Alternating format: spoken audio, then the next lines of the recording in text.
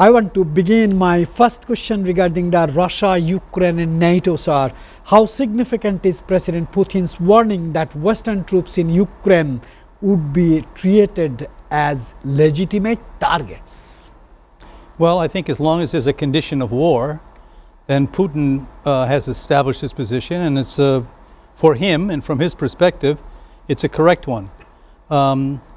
He does not want NATO troops in the country, he does not want U.S. boots on the ground, so to speak, for a very simple reason, is that this would accelerate the promotion of the Ukraine into NATO and as a full-fledged member of the European Union.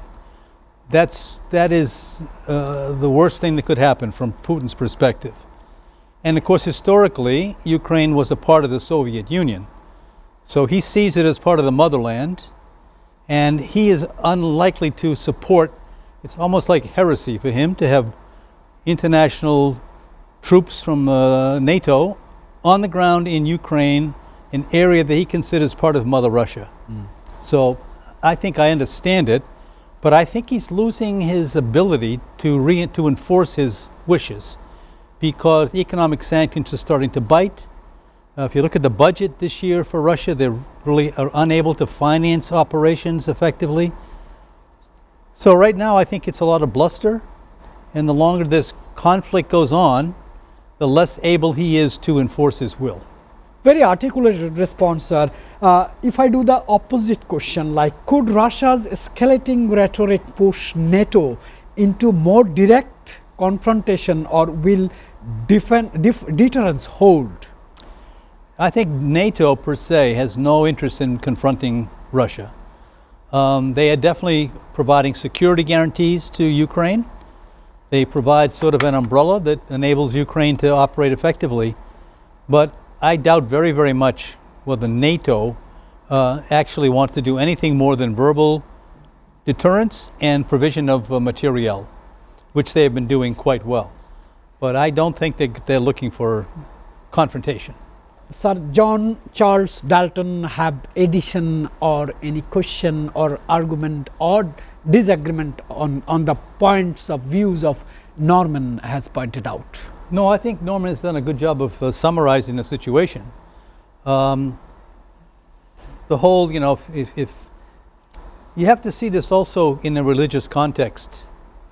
The Orthodox Church in Russia and the Orthodox Church in Ukraine have a very, very difficult time accommodating the idea that Zelensky, a Jew, is in charge of Ukraine.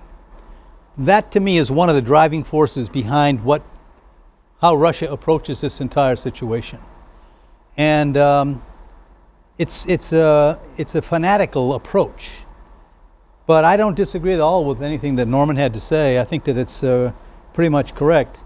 And I think your summary, the fact that this is not an Article 5 situation, that nobody, I think, would agree, would allow Article 5 to cover any kind of situation where an attack on one of us is an attack on all of us.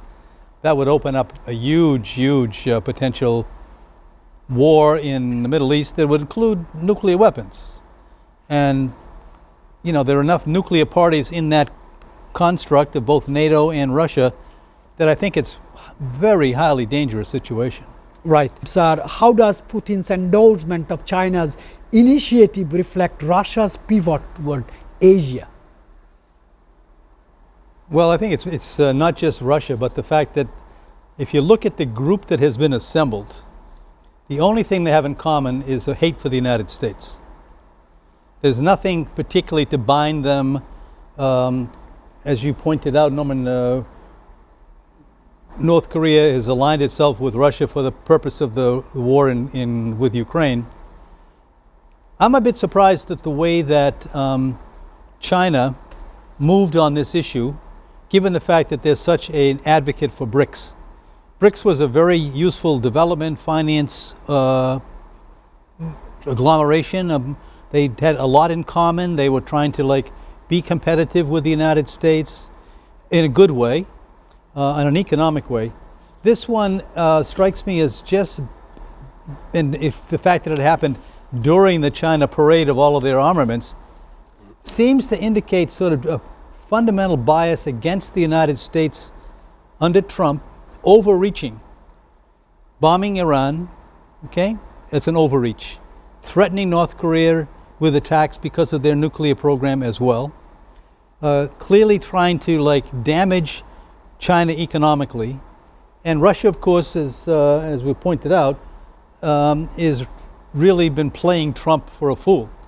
So the only thing they have in common is something which has never been ever been capable of binding people together, and that is a fundamental hatred of America.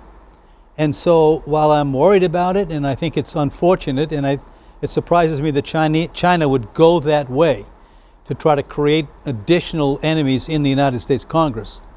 It's something that has to be watched very, very carefully. And if you put that in the context of why Trump is now talking about the Department of War, with this grouping that's now clearly aiming for an aggressive military stance against the United States, I think it's a situation that the world needs to worry about, and it's coming at a time when the United Nations seems to be at its weakest. So I'm very, very worried about this situation.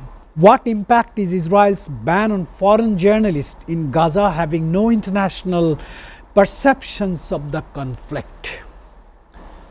Yeah, well, this is standard IDF and Israeli policy, is to try to prevent the truth from coming out so they can operate in the shadows and do whatever they want in Gaza to protect their reputation, whatever's left of it. I mean, this is clearly, they're trying to hide the war crimes, they're trying to hide the starvation and other things that are occurring in the Gaza Strip. And so it's contrary to international law and international best practice, but it is fairly typical, I would say, of the actions of this current regime, the Netanyahu, Ben-Gvir, Schmoder's policies. These guys are very, very radical killers. I mean, there's no other way to put it. I mean, you simply have to look at the actions that they're taking. I would say, maybe to put a tiny bit of context to it, I lived in Gaza. I was there as part of the attempt to get peace post Oslo. So I have a strong allegiance and feeling for the Gazans and for Gaza itself. And so when I see these actions taking place and the fact that journalists cannot report them, the UN is not able to get in and offer any kind of assistance, it's just striking to me, such a sad state of affairs that is not being adequately addressed in the United Nations or by peace-loving countries. Talk is cheap. So that's what I'll say about that. I think it's a real pity that we're not getting a true picture of what's happening on the ground in Gaza and in the West Bank. So journalists are our eyes and ears. Sir, with US strikes on Iran drawing criticism at the Shanghai Cooperation Summit, what diplomatic fallout can Washington expect in the Middle East, especially Iran and Gaza issue? Well, I think the United States has lost the Middle East except for Saudi Arabia. I think that most of the countries there they're quietly supporting or against the United States, and particularly against Netanyahu. I think if you look at Lebanon and if you look at Syria even and all these other countries, Syria's trying hard to be in the middle ground and sort of continue some support with the United States.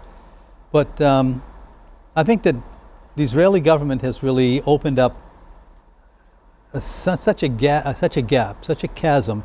It's going to be extremely difficult to put that back together as a unified Middle East. So I think that the more the United States defends Israel and carries out, the bombing in Iran was on behalf of Israel. The United States wasn't threatened in any way.